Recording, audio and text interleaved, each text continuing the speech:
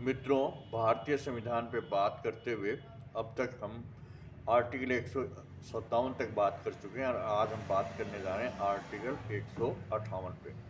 Article 158 भी राज्यपाल से ही संबंधित है और जैसे कि राज्यपाल नियुक्त किए जाने पर यदि वह व्यक्ति लोकसभा अथवा राज्यसभा का सदस्य है तो उसे लोकसभा या राज्यसभा से त्यागपत्र देना पड़ेगा और वह स्थान खाली हो जाएगा और उसके लिए अलग से चुनाव करवाना पड़ेगा। और यदि वह किसी राज्य की विधानसभा का सदस्य है तो उसे उस पद से भी त्यागपत्र देना पड़ेगा। इसके अलावा वह गवर्नमेंट या प्राइवेट सेक्टर में किसी भी लाभ के पद पर काम कर रहा है तो उसे वहाँ से भी त्याग पत्र देना पड़ेगा।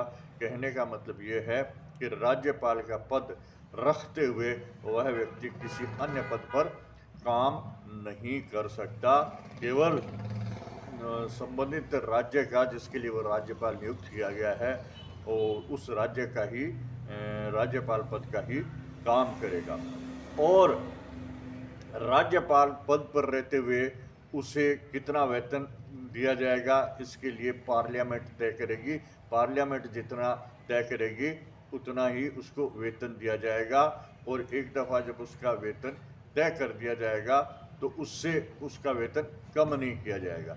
इसके अलावा उनको जो मकान की फ्री सुविधा दी जाती है, नौकर चाकर की, कुक आदि की, ड्राइवर की जो सुविधा दी जाती है वे सुविधाएं भी दी जाएंगी। यदि किसी व्यक्ति को एक से अधिक राज्यों का राज्यपाल बनाया जाता है उस स्थिति में उनको वह वेतन दिया जाएगा जिसके लिए राष्ट्रपति महोदय रिकमेंड करते हैं। अर्थात राष्ट्रपति द्वारा जो रिकमेंडेशन किया जाएगा कि अतिरिक्त चार्ज के लिए इनको इतना पैसा और दिया जाए, उतना पैसा और सुविधाएं और दी जाएंगी।